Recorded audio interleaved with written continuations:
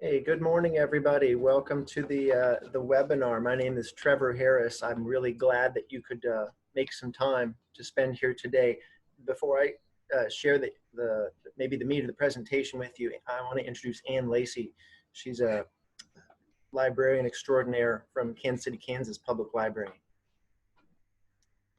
Thanks, Trevor, and welcome everybody. I'm so glad you could join us today for the very first Kansas Room virtual program here at the Kansas City, Kansas Public Library, main library. My name is Ann Lacey, and I'm the Kansas Collection Librarian here at the main library, and I specialize in local history and genealogy research. So when Trevor approached me about doing this program, I was so excited because it dovetails just beautifully with the work that we do here in the Kansas Room. I am in the Kansas Room right now, and we do here have, this is where Kansas Room is home to our local history, special collections, and archives, and we do have an archive of about 100 oral histories of KCK residents, and we pretty regularly host oral history events where people can come in and we record them and capture the events of everyday lives of Wyandotte County residents. And we at the library feel that this is so important because oral histories provide a really rich complement to the other kinds of history resources you can find here, books, photographs, the kinds of things that you would typically use for local history research. But hearing people's voices telling their stories really brings history to life. So I'm very excited to be able to do this today. And although the Kansas City, Kansas Public Library is still technically closed to the public, when we do reopen, we'll let everybody know, and I invite everyone to come tour the Kansas Room because we do have a lot of really great resources here. And I just wanted to mention the music that we were playing. I don't know if everybody heard that as you were calling in, but that was Grandma's Hands by Bill Withers, who was one of our great singer-songwriters, and some of you may know that he passed earlier this year. But Trevor specifically chose that song because Withers uses storytelling in a really rich way to create a song for details of his personal life and his memory. So just a few little housekeeping details, some Zoom meeting mechanics. Just want to let you know that everybody is going to be muted throughout the presentation. If you have any questions, you can use the chat feature at the bottom of your screen and just send me a message directly. I'm going to be writing down everybody's questions, and then Trevor will answer them at the end of the presentation. If you have a comment or want to say something at the end of the presentation, just remember to unmute yourself so that everybody can hear you. If you miss something, do not fret. Trevor is going to create a PDF kind of summary of everything that he talked about today, and we'll email that to everybody. Also, we are recording this session, so it will be archived on our YouTube channel, and you can find the KCKPL YouTube channel by going to kckpl.org. If you scroll all the way down to the bottom of the page, you'll find our social media buttons. I can also include that link with the PDF and that we email you afterwards. So I'm going to turn it back over to Trevor, but first I wanted to just provide a brief introduction. Trevor Harris has a background in public radio and community radio with over 30 years of experience producing and hosting programs. Last year, he created a business called the Recollection Agency, and this business lets Trevor preserve personal and family narratives. And through the Recollection Agency, Trevor interviews clients about a whole life or just part of it, and then he works with the recordings to create and produce shareable content from those interviews. Trevor lives in the historic Beacon Hill neighborhood in Kansas City, Missouri with his wife, Lisa, and his dog, Roz. So welcome, Trevor. Thank you so much for presenting today, and I am going to hand things over to you. And here, let me make you our host.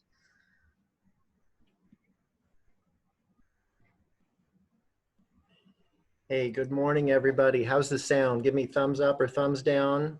Anybody out? Sound okay? All right, I'm getting a thumbs up there. Good. I'm going to give you a slideshow here. I'm grateful for y'all sharing some of your valuable time today. I'm going to do some talking for a bit, and then invite you to jump in with your questions. So I might ask if make sure, confirm that your Zoom is muted for now. And as Ann said, if you've got questions, feel free to enter them in the chat, and we can also potentially do a live Q&A at the end. I think we're technologically capable, Ann. Webinar is going to go for an hour. So for the next, the bulk of that hour, I'm going to address these topics. I want to talk about who I am. We'll explore why stories matter and why they're worth preserving in the first place. And that gets into the process that you'll work through of identifying who you want to interview. So once you've got a subject, you can work with them to develop questions that get at the stories that you're trying to capture. There's an abundance of technological options for you out there. So we'll cover a few of the common methods that I and others use for capturing recollections. And I'll share a few ideas for how you can create content to share. Ann, is that all sounding good so far? You getting it? Okay. And I'm not the only expert in the room here. You know, I know some of the names on the webinar. So I just had the idea of asking Ann if the library in Kansas City, Kansas would like to host a webinar with me talking about what I do in my business and how you can do that as well. And again, I welcome you sharing your comments throughout the webinar, please. Excuse me. So I'm Trevor Harris, and I'm the founder, as Ann said, of the Recollection Agency. It's a business that serves to collect people's stories and memoirs, and then I edit those stories for them and give them back to them in a way that's useful and shareable if that's what they want. And as Ann said before, I worked in public radio at KBIA, the NPR station in Columbia, Missouri, and also served as a longtime host and trainer and just general volunteer for a community radio station, KOPN, also in Columbia. Yay, KOPN. The webinar today is a chance for me to share with you the process that I'm discovering for gathering recollections. And my approach is pretty basic. The tools that I use, and I'll show you some examples of the technology, they're what work for me. And my wish is that here today, you're going to gain some useful insights towards your own recollection recording sessions. I want to fess up front. That's not me in the picture. That's not anybody that I know in the picture. My business is, it's audio. It's not been visual up until now, although that's changing. So I don't take a whole lot of pictures, but I knew we're doing a webinar here, and the web is a visual thing.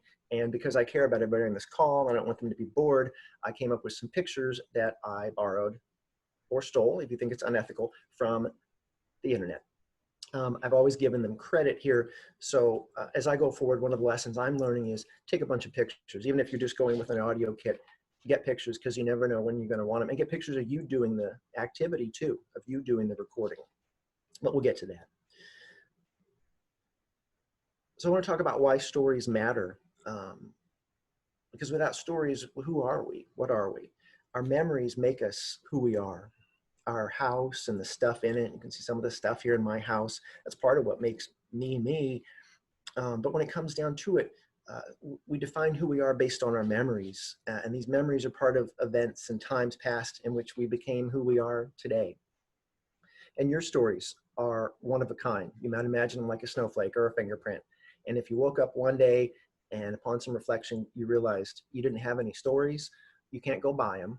You can't go down to the pawn shop and find some used stories. You've got your own. So today we'll talk about the process of how you find those stories and how you sort of extract them from memory. The recollections that you're going to coax out of your subjects are memories that make up your marriage, your place of origin, places you've been, your career, all kinds of stuff. And memories that undergird stories exist in the minds of people with whom we've shared time. Personal memories like weddings, births, childhoods, building a business, or your career path, those exist in the mind of you and your subject. And each day, this is the profound part of the webinar, and I don't want to be a downer, but each day we get closer to your and to their death. I'm just going to let that sink in. I don't want to make people sad about that, but the reality is that none of us are eternal. Each day we get closer to all of our deaths. So if you don't get the story before the story's gone, then you're going to have to rely on second and third hand tellings, and those have a lot less power than when it's coming from the actual subject. So I think at this point, we could probably all agree, if we took a vote, that we're each made up of a wide range of external influences. So I have a writing exercise that I want to suggest to you. We won't do it during the webinar, but consider doing it later. Sit yourself down with pen and paper or a laptop or your phone or whatever you use, however you write best, use that. Just clear the deck for 10 minutes, turn off the phone, don't answer the door, and answer these 3 questions. 1, as you reflect on your life up until this point, are there major chapters? There probably are, unless you're an infant, then that chapter is infancy, or but you're not. You're an adult. You've got different definite chapters to your life. So those will come up in the writing exercise. Second thing that I would encourage you to write about is, in each of those chapters, who was present, who was a key person or people that influenced who you became, and then write who they were and what they gave you. So you're doing all this within 10 minutes, right? You don't need to write a novel or anything epic. The third topic would be, if those people are alive, if they're still around, could you approach them about capturing their stories, either video or audio?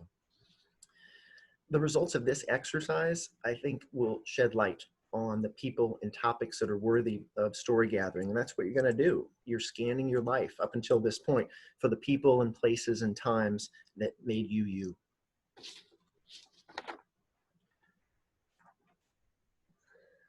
Now, you may have come into this webinar knowing exactly who you want to interview and about what, and that's great. You'll get some good stuff coming up when we talk about technology. But I'm hoping that the writing exercise, when you do it, should you do it, will clarify exactly who those people are and what you want to ask them. Know that not everybody who you want to interview is automatically going to jump and be like, yeah, I've been waiting for them to call. You'll get some no's in the process. And this could be for a myriad of reasons. It's not because they don't like you, probably, but it's because of modesty or shyness or this deep-seated fear that a lot of folks have of being recorded, whether it's audio or, God forbid, you stick a camera in their face. You got to respect people's wishes. When they tell you no, that means no. If they're like, well, maybe if there's a percent chance in there, then you can validate their concerns and explore those concerns. And you may make the case to them that their stories have interest for your family, their family, and beyond. But ultimately, that choice of whether you do a recording with them, that's up to them.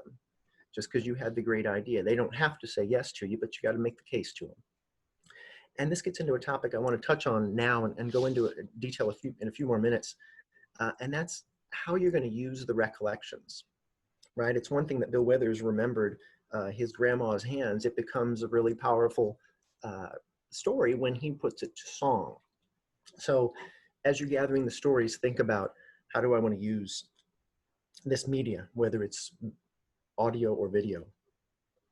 If you already know, then let the subject know. Tell them that the production is just for private viewing. We're just going to share this with family. Or maybe you're going to put together a series of interviews online that is an edit of memories from community leaders, or fill in the blank, whatever. If you've got a production idea, that's a powerful thing. Run with it. If the recollections of your parents are a private set of tales, then maybe just the edited audio ends up on a few jump drives that you give to your siblings. I've had that case with a client so far with the Recollection Agency. And that's kind of where I expected the business would go, but it's definitely gone in some different directions. Now, this gets into how to come up with questions for your subject. Some other folks have done excellent work on this job already, coming up with prompts, so there's no need to start from scratch. If you're wondering, you've gone through the exercise, you know who you want to interview, but now how to come up with the questions.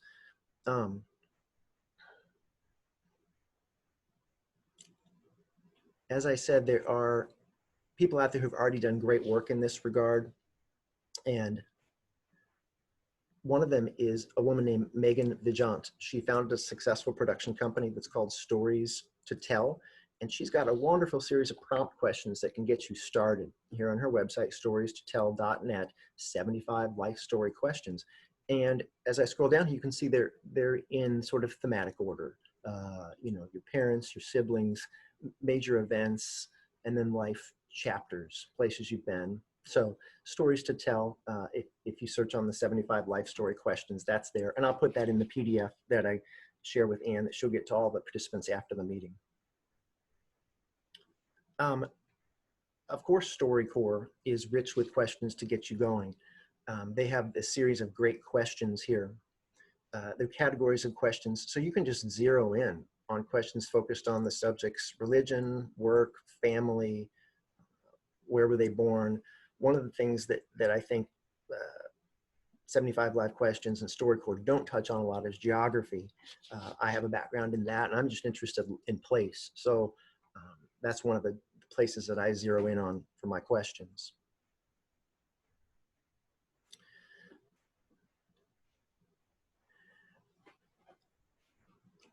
The questions that you come up with are dictated by the scope of your recording, right?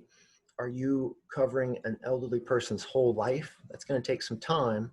Or are you just talking to Black Lives Matter protesters about what went on the last 2 months and why they did what they did?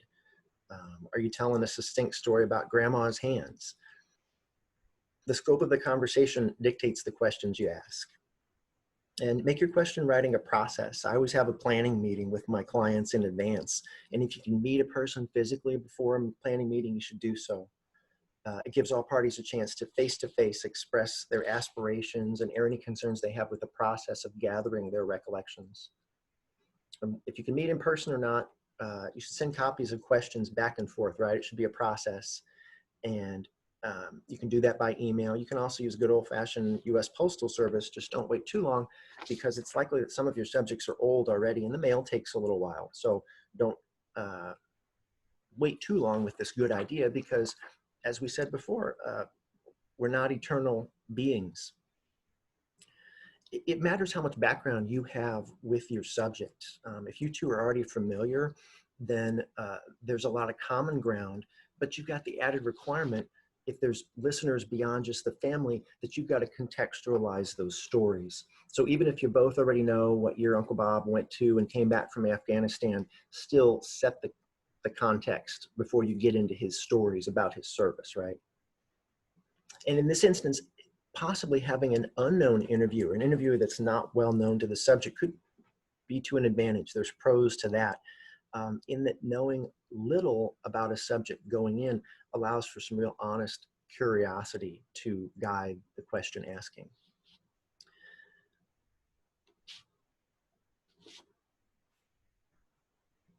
Before we get into talking about technology, I think I'm checking the time, and I think we're good on time. I want to talk about just getting permission to record. Never record anybody without their express permission. It's unethical, and you're also going to likely accumulate some bad karma for doing so. So if it's just you and your subject recording for private listening or private viewing, then an oral approval is sufficient. Just ask them, are you okay that I record this conversation today? And hit the record button only once they say yes, or okay, or I affirm, or whatever they say. Does the content of the recollections you gather have interest beyond your inner circle? If so, consider donating it to a library or an archive. I'm working with some longtime neighbors here in Kansas City. I'm not longtime here, I just moved here last year, but there's people in my neighborhood that have been here for 50 years, and they've seen a lot of changes in their traditionally African-American neighborhood here east of Crown Center. So it's a specific thing that we're recording. And I think it has interest to scholars, to future scholars. So we're going to donate, we're going to do the recordings at a place called the Black Archives of Mid-America, and then we're going to donate the recordings to them. So they'll stay on their shelf or their digital file that's available to those scholars. But before we do those recordings, I have a release that the Black Archives, I get from them for the interview subjects to sign. I also have a release for my business that gives me approval to use any collected media for any marketing purposes. As we've seen, I'm not too great about taking pictures of people that I know, so I need to work on that one. The piece here about how recollections are preserved matters. I want to focus on the outcome a little bit and what you do with the media that you gather. It dictates whether you get audio or whether you get video. And one note about video is Video cameras have these internal microphones, and they're usually, they're fine quality if you're close up, but if you're some distance away, the video is of poor quality. So if you're shooting video, you definitely want to do a test before interview day and listen back to that audio to see if it's acceptable. When you do the actual recording with your subjects, I recommend shooting in a setting that's similar to where you'll be on the recording day, and then listen back to that recording. And if you like the audio, that's great. If it sounds distant, then you may need to adjust the setting of the device or consider getting a microphone. Which leads us into technology. And again, I said I'm not an expert. I'm one of the people in the room who knows some. This being 2020, you have many choices in what you use. I checked lately, 83% of adults in America have a cell phone. And 70% of those people have smartphones, meaning that most people already have in their pocket or their purse or on their table the ability to record video and sound. It's already with you. Personally, I find cell phone audio to be of generally poor quality. So when I record, I take along either a portable recorder or a mixing board with a laptop. And these get great quality sound. I want to show you some things here. And this is just what I've found works for me over the year since I started the business. When I worked in radio, this was kind of a standard thing, was to have a portable recorder. Mine is a Tascam DR40X. And I didn't really know, I wasn't too fixated on brand. I'll say in all of this, I'm not too fixated on brand. I'm interested in deals and getting equipment that's affordable. And I like to support bricks and mortar stores. So when I lived in Columbia, I bought everything at Crazy Music, which is a store that's pretty much set up for bands. Yet when I explained my business to them, they got it. And luckily there's still local music stores around. There's a couple here in Kansas City and at the one I mentioned in Columbia. For filming, my friend Steve Gallagher is on the call today. And for filming, I use what he gave me. It's a Sony Handycam. And this thing's modest, but it does a great job. It gets really high definition video. Again, the audio is not so great because usually I'm some distance away from the subject, so I set up a separate microphone.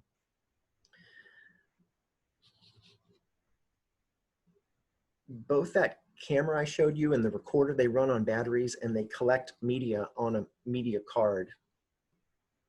I use the 32 or 64 megabit size cards, and these should hold enough media for you to do your recording session or multiple sessions.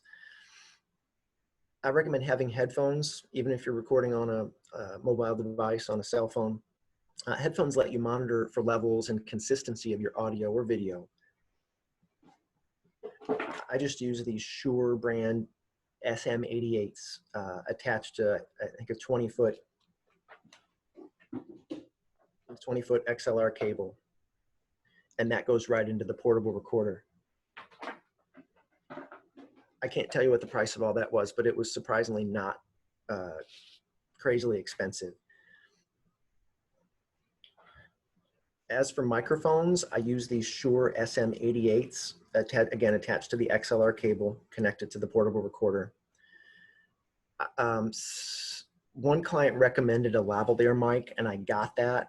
I haven't played with it a whole lot and been wowed by its capabilities, but doesn't mean there's not value there. And the lavalier mics are those mics that I think you see on TV where they're clipped on the subject's collar. So they're getting sound right there as it's coming out of their head.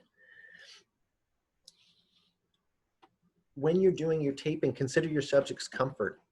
Will they be more at ease talking at home? Kick back in their lazy boy recliner. I've done that. I've recorded somebody kick back in their lazy boy recliner with the mic on a floor stand, and they were the most comfortable with their dog sitting on their lap just telling their stories. So those kind of preferences should inform how and where you mic the subject.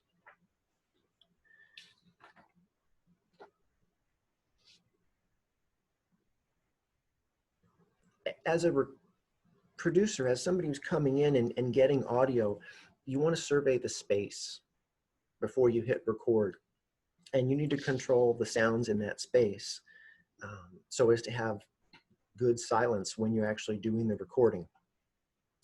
That means turn off phone ringers, landlines, cell phones, turn off ice makers, air conditioners, furnaces. And people may complain about that and say, we're going to get hot, and close the windows, because as soon as you start, a siren will go by. Eliminate all external noise. So you only capture the audio of your subject and your voices, because that's what you've done a whole lot of work to get up to that point. Don't give it away when the phone rings, or don't have to go back and edit out a furnace noise that you just kind of ignored in the recording, and that turns out that dominates the audio. All this matters if you're recording in person. And in person is ideal for many reasons, but the most important is the ability that you and your subject are in one space. You've likely gotten the news by now about this coronavirus pandemic business. It's changing things in many ways, and you might not be able to meet your subject face-to-face because of distance or fear of virus spread. And you don't need to worry about that. You can record remotely. I've done it quite a bit now. Probably the number one rule or piece of advice I would share is don't do a recording cell phone to cell phone. That's a recipe for poor quality audio. You can give it a try, but my experience is that somebody's call will fade out, a call drops, or someone is otherwise distracted by their phone. I use a service called Recordator. We're recording this Zoom webinar today, but if I'm just getting audio, I use a service called Recordator, and the preference would be to call landline to landline. Now, landlines are a diminishing or declining asset out there. If it's not possible to call that way, then I call from my landline to their mobile device. And Recordator costs about 10 cents a minute. I call an 800 number, and then the subject calls my subject, and voila, we're connected. The audio is as good as the phone quality, and again, the soundscape of the room I'm in and the room that my subject is in. This is when we're doing a distant recording. So you can see how this is getting challenging during a pandemic, when we can't be in the same space, but we want to record people across some distance. Here in Kansas City, where I'm based, Google Fiber is a phone provider, and they have an option that I can record incoming calls by pressing 4. I hit 4, and this nice woman's voice says, this call is being recorded. And at some point I hit 4 again, and the nice woman's voice says, you're no longer recording this call. And then after the call, I get an MP3 file, an audio file in my inbox. You can record larger WAV files, and I encourage you to do that, because they are higher quality, they're richer audio. And if it's not possible to do so, a smaller MP3 file, it's not the end of the world. At least you're getting the stories. But you always want to be thinking about the quality and who's going to be the audience later for that, whether it's a family or the world.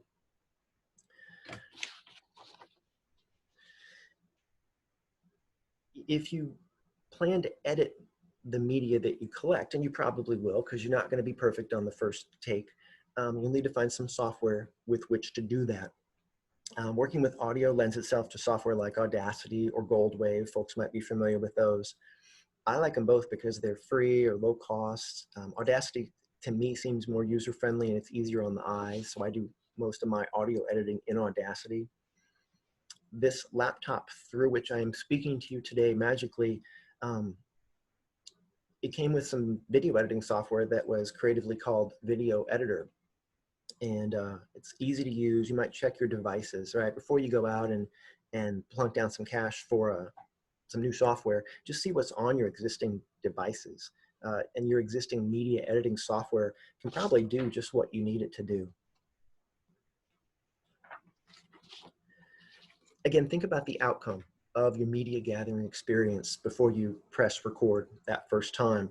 If it's private, if it's just going to be within a family, then you may need to do just a minimum of editing before you share the recordings with your inner circle, whoever that might be.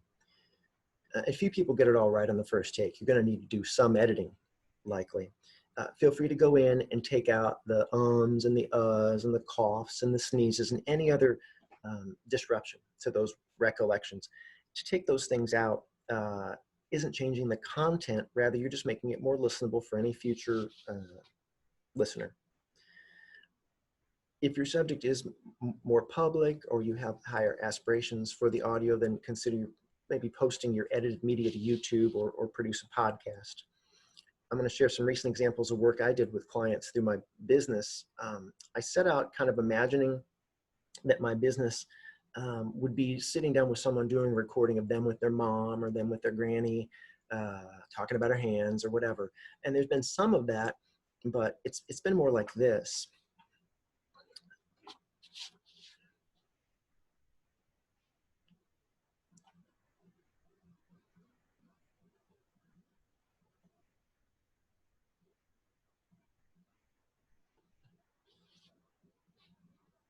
We'll get to that.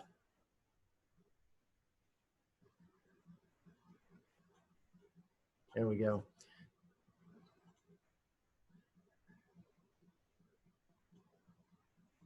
There we go. So here's an example that I want to share with you. It was late this spring that Kansas City, Kansas resident and his local historian Marvin Robinson II called me asking me to record him and a friend, each reciting a paragraph from Frederick Douglass' 1852 speech, "What to the Slave is the 4th of July." The National Park Service did a community reading of that, and Marvin and his colleague each were asked to record a paragraph. So I went out with a video recorder and I got this. That's not Marvin, he's coming. But a change has now come over the affairs of mankind. Walled cities and empires have become unfashionable. The arm of commerce has borne away the gates of the strong city. Intelligence is penetrating the darkest corners of the globe. So here you can see the microphone in front of Marvin, yeah. So here I acknowledge that the video, the audio that came on the camera was going to be poor, so I mic'd him and then later muted the audio in the video and synced up the separate and superior audio that I got from that floor stand placed mic. Here's another example of something I've done lately. Jenny Fonensteel's on the call here, and she's a friend of mine. She's a Columbia, Missouri art educator, and her inspirations from Dr. Jenny are slideshows featuring still shots with scripted narrative and audio from Zoom interviews with her students. It's very creative.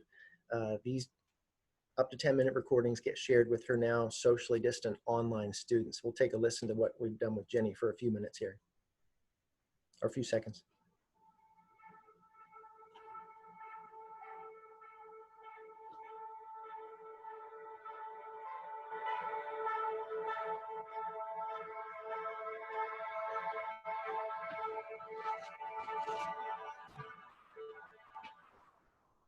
A story unfolds from the Eagle Camp. After Zooming with the first grade classes during the COVID stay-at-home time, watching the decor at Eagle Camp, filming live from Iowa, and after hearing their comments, the children inspired me to continue watching while chopping my vegetables for dinner. The Eagle Cam's it's like a little camera and it's spying on some eagles and it changes view at time to time and it shows you what the eagles are doing. So to me, this is really fun. This is incredible. You know, I said I set out with this business with one idea, but then my friends and colleagues come at me with other ideas. So here Jenny has combined images of art, pictures from the Eagle Cam, and her own narration just to come up with a really unique thing. And there's the kid art, the pictures of the kid art in there as well.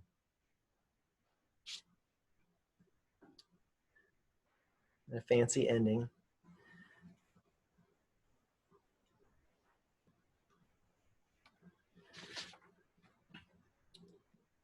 I mentioned earlier just kind of the challenges that the coronavirus presents us. It's a frightening time with the existential threat that's posed by the pandemic. And while I feel like there's suffering and negative impacts all around, I try to recall that there's still stories that need to be gathered. So for many, we now have an abundance of time. The things that we used to do and got accustomed to doing, they're not necessarily available in the same format or the same way. And this time can be harnessed for gathering recollections from loved ones and others who've been significant in your life. Use your time well. Working with people at a distance provides an important level of connection, so deeply needed during our COVID days. I have a few final thoughts as you advance, and then we'll open it up for questions and conversation. Desktop audio and video production has boomed in the last few years, so take advantage of the gently used equipment that's out there, and be willing to spend a little bit. You'll greatly boost the quality of the audio and video and the media generally that you collect. And the final note relative to that is, you may already understand everything there is to know about gathering audio and video.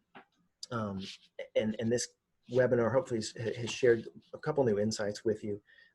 If not, know that there's a lot of people out there that are willing to help in various ways.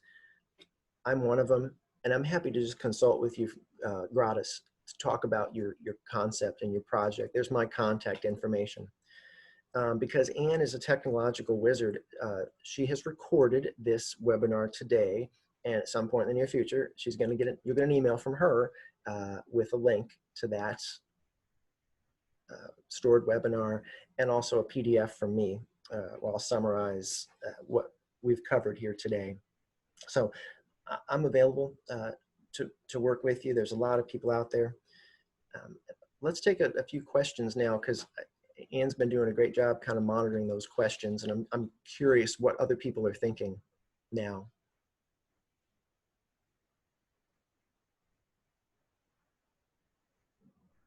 Okay, so a question came in about whether it's easier to work with Apple products. I don't know. I don't use them. Anybody on the call who does, feel free to jump in.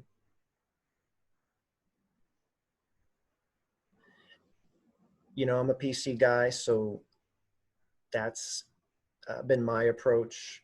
I know people who use Apple products and they're very happy with them. It's just kind of a different universe. Sorry, I can't speak. Stephen Easterling, can I put you on the spot? Do you work with Apple products?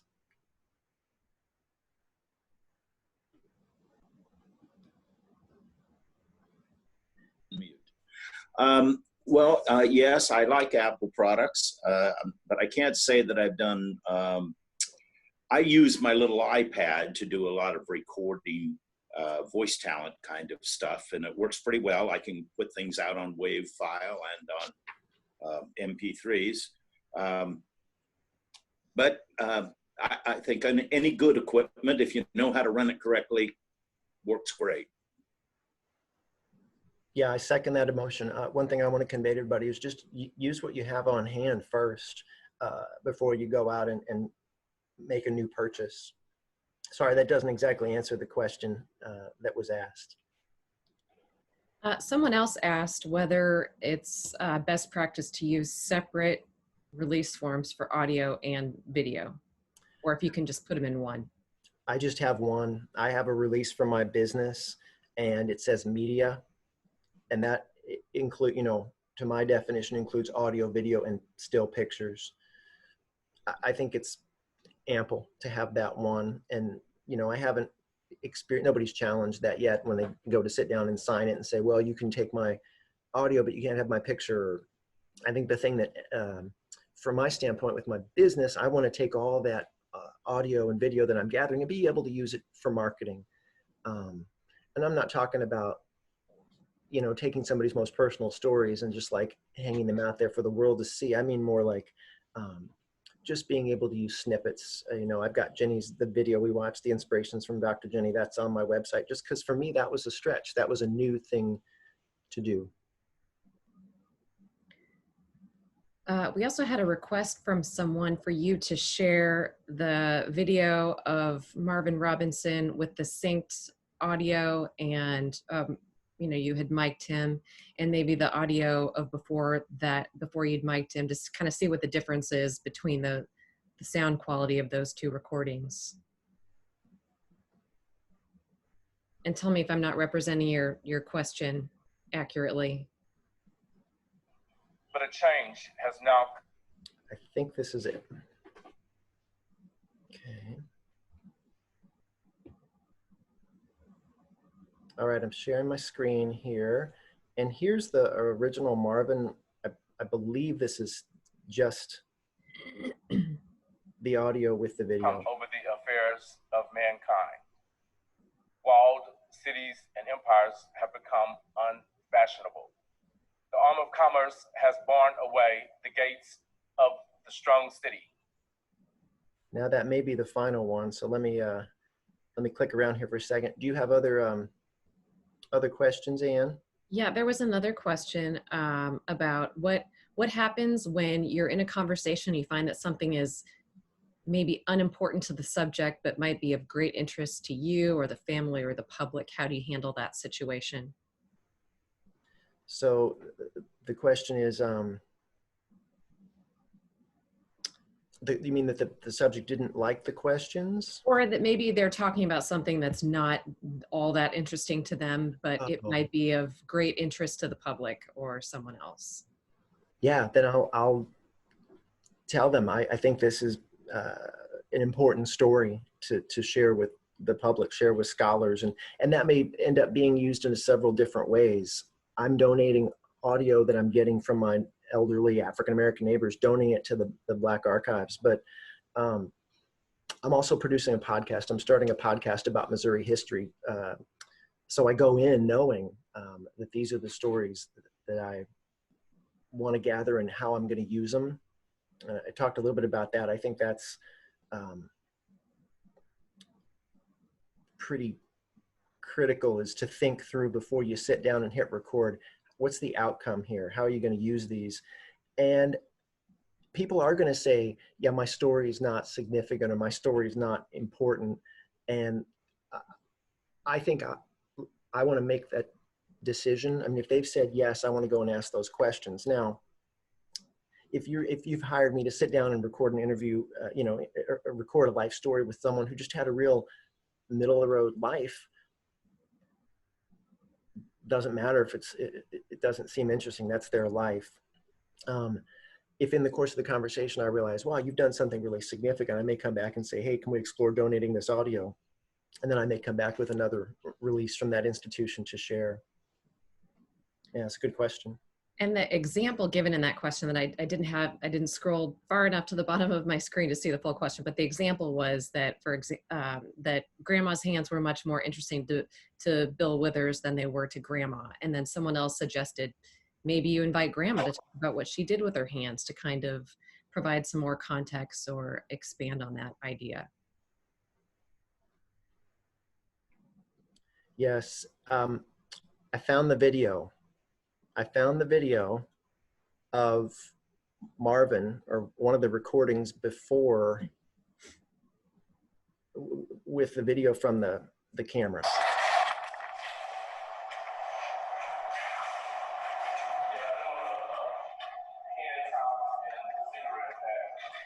So that's Marvin's friend, Ken Thito. He was the other one we recorded. You can hear, this is audio, the camera microphone is picking up everything.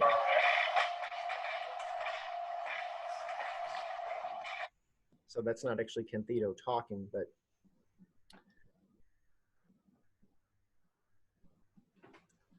the microphones that you choose matter, and the way that you place them matters. Others on the call might be able to speak more eloquently to this than I, but I just knew going in, we're going to be in an echoey recording place. I want to put that microphone right on Marvin. And when I'm recording, we didn't get into this, but I want to have it about like 4 inches from the subject's mouth.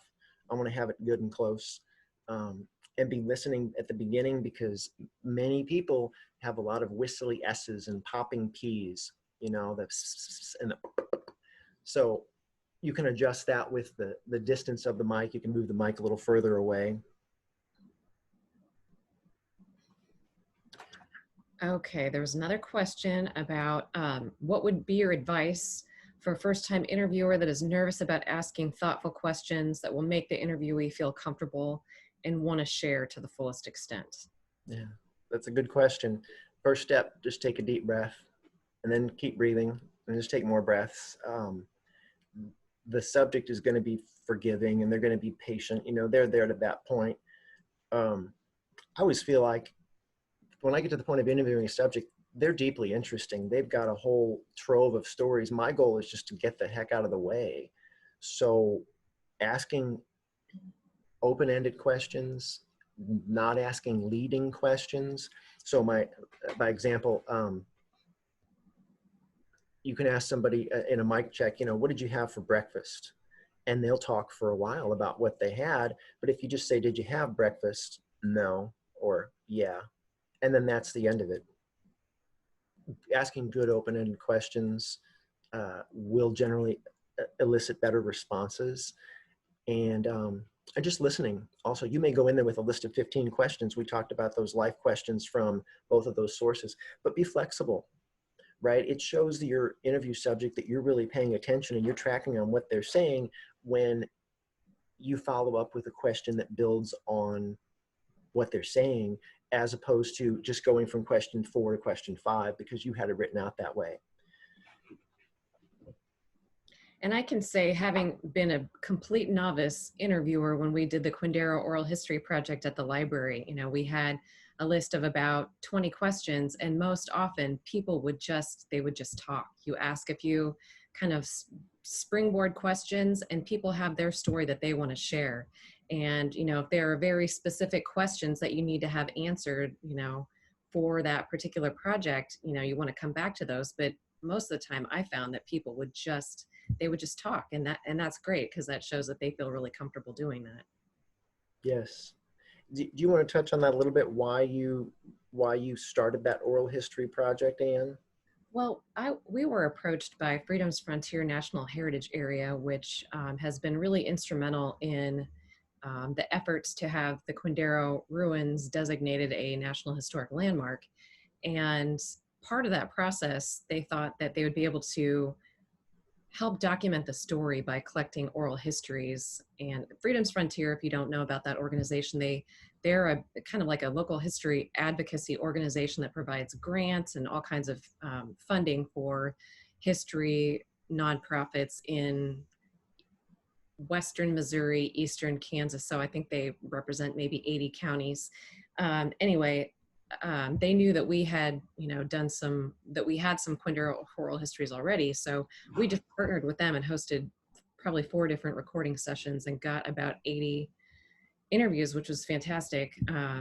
So those are all here at the library, and they have been used for all kinds of things. For you know, the most recent, the last summer, I think, issue of Kansas History Journal, and I know that some preservation groups have been using them to have, you know, to help with historic designation for that neighborhood. So yeah, that was a really great project to work on, be part of. Yeah, and the Kansas City, Kansas people all likely know what Quindaro is, but for those who aren't local, I would call it a final stop on the Underground Railroad. That it's a big part of our national history and especially our civil rights history because it's just across the river from Missouri. And that if you were a runaway slave or a free black who was your freedom was being contested, you made it all the way to the western edge of Missouri in Platte County. And if you could make it across the river to that town, to Quindaro, you'd be free, you'd be in Kansas. So they built a town there that lasted about 5 years, but it's a neighborhood. It's a historically African-American neighborhood in north side of Kansas City, Kansas. So the stories that come out of there are pretty powerful. And so it was land that was owned, and actually the town was founded by the Wyandotte Indians. So it's, you know, lots of different, and settled by Europeans. So, you know, quite a diverse history, even, you know, for a community 150, 60 years ago. There are actually a couple more questions. Trevor, have you encountered anything unexpected during an interview, any kind of roadblocks or any pushback? Can you talk about that a little bit? When I hear that question, I think about when I worked at the radio and I called to do an interview with Irma Thomas, who's a New Orleans R&B singer. And I was just calling to set up the interview, and she answers her phone. And I figured it'd be her manager or somebody, but it's her. And if you know her, she's a pretty sassy woman. And she said, let's roll. Let's do the interview. And I said, I'm not prepared to do the interview. I was just calling to set up the interview. And she said, if you call to make a request, you need to be willing to fulfill that request. Be ready to go. And I said, would you, kindly forgive me? Can I have a day? And she's like, yeah, you call back tomorrow. So that's what I thought of when I heard that question, was just calling someone to do an interview and having them be more than ready. In my mind, I'm working on a little bit longer timeline. I'm going to call you today, set it up for 3 or 4 or 5 days or a week out or whatever. And I called her and she's like, yeah, let's go now. Well, I didn't have my questions ready. I knew generally what I wanted to talk about. Yeah, so be prepared for people to say no, but also be prepared for people to say, yes, let's do it right now. In terms of roadblocks or pushbacks, I think it's always a good idea if you're quizzing people about, asking questions about their family and their past. If there's topics that are sensitive, if they seem like, if you've asked about something that is a territory they don't want to go, be attentive to that and say, we can change the subject, we can talk about something else, and just consciously let them know you're acknowledging this is not a topic that they want to cover. The reality is when you're recording people's life stories, the majority of those stories are going to be positive. People aren't probably going to dwell on my 10 greatest failures by Trevor Harris in 30 minutes. That might be interesting to some, but I think just being conscious of where the interview's headed and that is why the planning process helps a lot. If you spent that 45 minutes to an hour, that conversation beforehand, not on interview day, but like a week beforehand, talking about what are we covering and where's this going to go, that eliminates a lot of that pushback or just those surprises that happen in the interview on the day of. Yeah, good question as well. Here's another question that just came in. This person says, I'd like to interview my father about his time in Vietnam, a subject he despises. Any idea about how to do this? I would ask the question, is he open to the interview, even if he hates it? I mean, that might be a powerful act to interview him and ask those questions. But I would judge, is he out and out saying no? Is your dad saying this is nothing I ever want to address? Or is he passionate about it and he's got a lot of stories to tell? And also know that you're obviously you're in it for the long game. This is the question. The person asked the question, this is their father. So you can work on him for a while. Again, respect his perspective. And if he says flat out no, let it go. But if he seems like a maybe and it keeps coming up, and you might even just share with him how you want to use it, that could be the crux of it. If he believes this is going to end up on social media or just be out there in a way that he can't control, well, there's a reason to flat out say no. But if it's just audio for family use or for, again, the inner circle, that may be the thing that gets him to yes, is just knowing this is for us. This is for our reminiscence. And it doesn't go further than that. Now, I would venture to guess that because he served in Vietnam, there's scholarly interest in his stories. I know that the State Historical Society of Missouri, they have an oral historian in their oral history program. One of the things they specifically cover is veterans' stories. So if the question asker doesn't want to do the interview themselves, there is an oral historian, as I said, at the State Historical Society of Missouri in Columbia, who'd probably be willing to schedule that interview. And then it goes on the shelf and it becomes accessible to researchers, and it's not going to end up necessarily as a broadcast or a podcast. Yeah, and good luck on getting to interview him, because there's probably stories that you've heard over time, just, sitting with him that you'd like to preserve. So now is a good time to do it, because my guess is he's probably 75 and he's got the stories.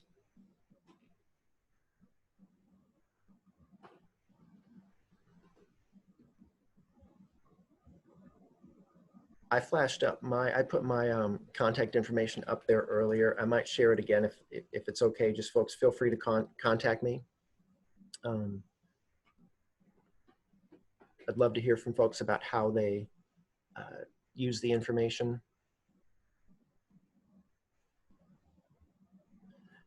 And there's the email address or the website for the library too. You probably found it because you registered for this webinar, but Ann will send out the link later for where the video lives and the link to the PDF.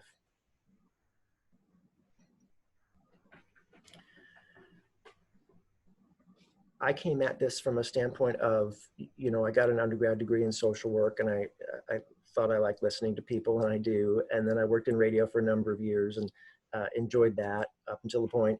And what I'm finding now is I really like producing just for personal stories. I like going and getting that audio and sharing it with families because it's meaningful when you've got a copy. And it all started for me, this idea of collecting memories with recording my grandma, you know, to bring it back to grandma's hands. I've got some pictures of my grandma with her gnarled arthritic hands with super thin skin that I took on interview day. And she passed away like 2 years ago. So I'm grateful. You know, I'm really glad that I got that audio because I can't go back and replace it. I can't go to Costco and buy it. I can't go over to Walmart and pick up a 6-pack of it. I got it, and she ain't around anymore to get. So don't let, I guess my parting words here were just, don't let your busyness or perceived lack of the right technology, on-hand technology, stop you from pursuing stories. If people are willing, bust out your phone at the next family get-together, or in the absence of family get-togethers in the presence of the pandemic, just get on the phone and record it.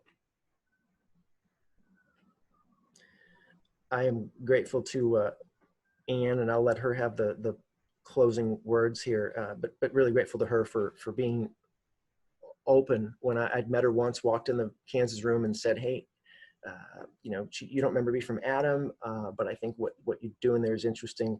So yeah, to her credit, she said, yeah, let's try something new for the Kansas City, Kansas Public Library. So I'm grateful to everybody for your time today too.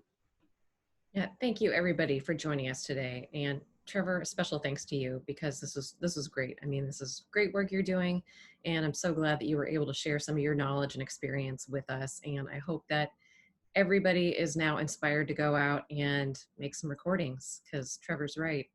You don't have all the time in the world to capture the stories of the people you know and love. So also, if you enjoyed this program, let me know. Send me an email, or if there are any other kind of programs you'd like to see the library do. What we're probably going to repeat, we do another oral history program.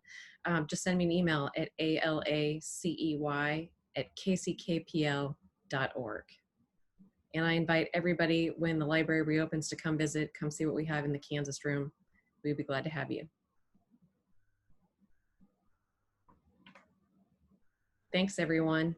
Thank you, everybody. Have a great afternoon. Be safe and stay well.